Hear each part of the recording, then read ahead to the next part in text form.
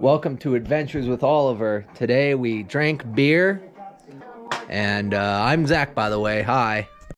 Welcome back. I got some parts in, and I should be able to get the exhaust buttoned up today, the fuel system buttoned up, and a few other odds and ends. I am still waiting on a couple of fittings. They should be here Monday, and hopefully we can get this thing fired up next week. I know I say that a lot, but I really mean it. I want to get it fired up next week. So stay with me, see what we can do.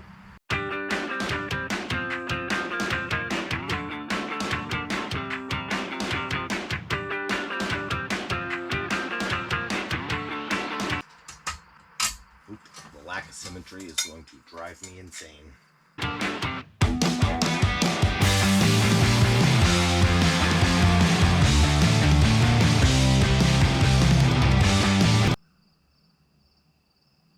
Should I? What do you think? Rolled out? Or together?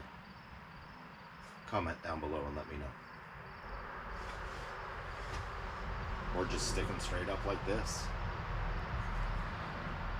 Or I have two more 45s. We can go like this.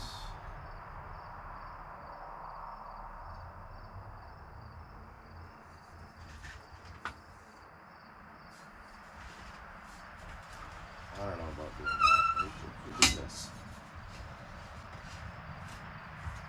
Ooh.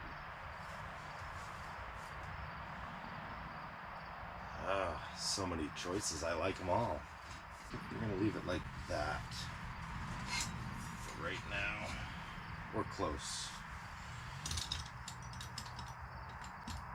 I don't know if we're going to have a scavenging effect there that may be undesirable.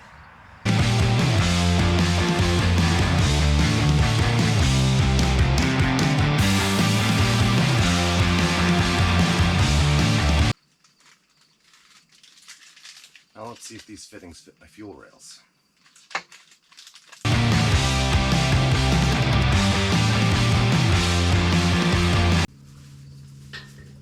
Well, got myself a snack. And another Swedish nut lathe. And some hard grease. Some rags.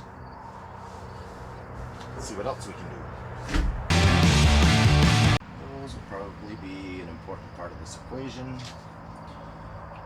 because where I'm running speed density, I need an air intake temp sensor. I don't want to put it in the manifold, because I may run this manifold when I put the turbos back on, and I'm not going to drill a hole in this filter, and it would look foolish if it was way out here. So we're just going to zip tie that right in here. I haven't even put any oil in this engine yet. Please remind me of that before I start it. Nothing like scratching the shit out of your brand new fuel rails. I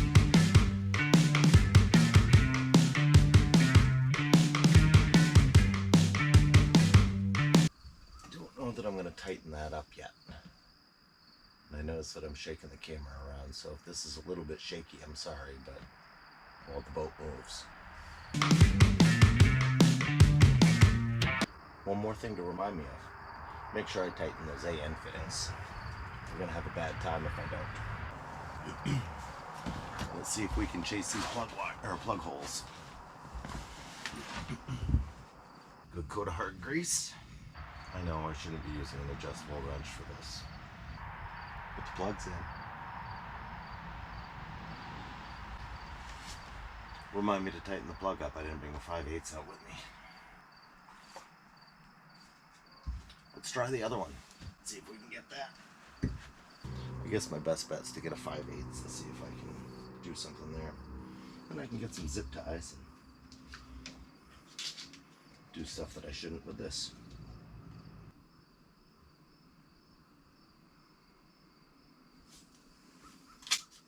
That's why it takes me forever to get anything done.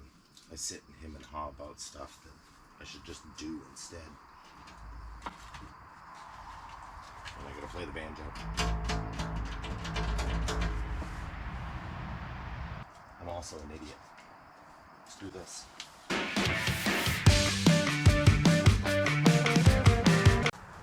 don't need to remind me about the plugs now. I'm going to tighten them up.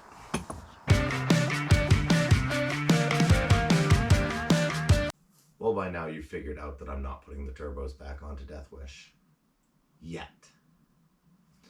They will go back on, but I would like to run this brand new engine, break it in, get it tuned, get it dialed in, and see if it makes more horsepower than the 5.3 did with the turbos on it. So what we have is, originally it was a 5.3 out of a junkyard, GT 3582s, running about 9 pounds of boost. What I've built is a 383.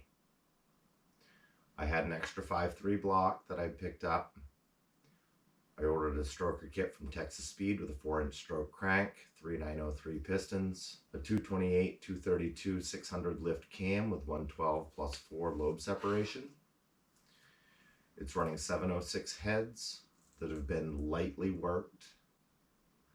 Let's see what else.